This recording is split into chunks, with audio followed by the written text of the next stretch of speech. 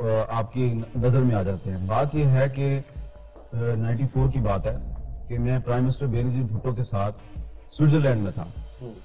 وہاں پہ مجھے پتا چلا کہ ان کے ہسبینڈ کی میٹنگز ہو رہی ہے کچھ لوگوں کے ساتھ جو کہ پاکستان میں کچھ سب میرینز بیچنا چاہتے ہیں, فرینچ سب میرینز.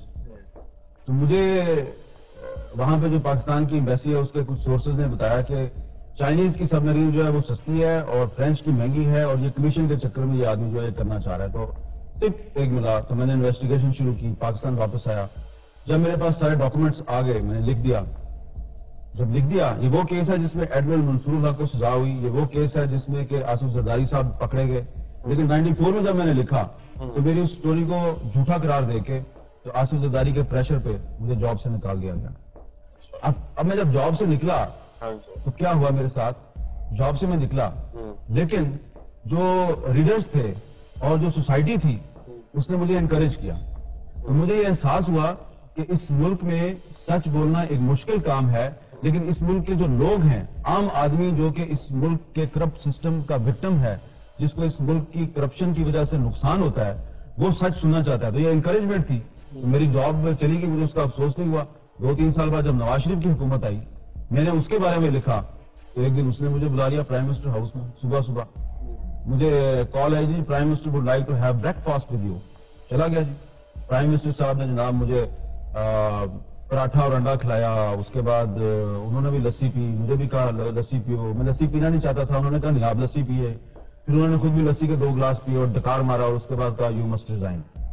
میں نے کہا جی وہ کیوں, آپ نے مجھے پراٹھے کھلائے, آملیٹ کھلایا, لسی پلائی, اب آپ کہتے ہیں کہ آپ ریزائن کر دیں. انہوں نے کہا نہیں آپ ریزائن کریں, اگر آپ ریزائن نہیں کریں گے تو میں آپ کے چیف ایڈیٹر کو پکڑ کے جیل میں ڈال دوں گا. میں نے سمجھا یہ نواز شریف نے لسی پی ہوئی ہے, شاید غنودگی کے عالم میں غلط بات کہہ گیا.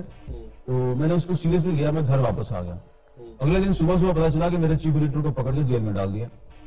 پھر اس کی بیوی میرے پاس آئی, میں نے کہا پلیز تم ریزائن کر دو ورنہ پھر میرے شوہر کو کون جیل سے نکالے گا.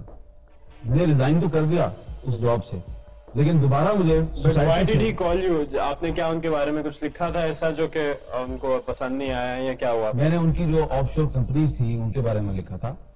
اور اس کے اوپر اس زمانے میں بعد میں جب ان کی گورنمنٹ چلی گئی تھی اس پہ انکوائری بھی ہوئی تھی, لیکن ان کو وہ چیز پسند نہیں آئی. اور انہوں نے میرے چیف ایڈیٹر کو پکڑ کے پوچھا کہ سورس بتاؤ, اس نے کس آدمی سے یہ ساری انفارمیشن لی ہے. تو اس نے کہا جی کہ تسی حامد میر بھی پھڑ لو, 4 چھتر مارو, تو اس کو پوچھو میرے کو دسدا ہی نہیں. تو لیکن پھر میں نے ریزائن کر دیا. آپ کبھی کسی کو بتاتے نہیں تھے how you got your sources and your documents? This is the basic responsibility of a journalist to protect his sources. آپ اپنے سورس کو پروٹیکٹ نہیں کریں گے تو آپ اچھے جرنلسٹ نہیں ہیں. ہاں لیکن کبھی کورٹ میں آپ کو اگر پیش ہونا پڑے وہاں پہ آپ اپنا سورس اس کی مرضی سے کانٹ یو ایور سو آپ نے کبھی یہ کورٹ نہیں ٹرائی کیا کہ جی ٹرائی ٹو یوز کہ جی اگر یہ آپ کو فورسفلی آپ کو ریزائن کروا رہے ہیں, don't you think that's against the system, against the whole concept of freedom and stuff like that? آپ نے کبھی کورٹس کو یوز نہیں کرنے کی کوشش کی, اور you just like conveniently resign from one job to اندر اینڈ سیڈ کہ ٹھیک ہے جی اگر یہاں پہ جاب نہیں ملی تو میں کہیں اور لکھ لوں گا؟ مجید صاحب آپ کن کورٹس کی بات کرتے ہیں؟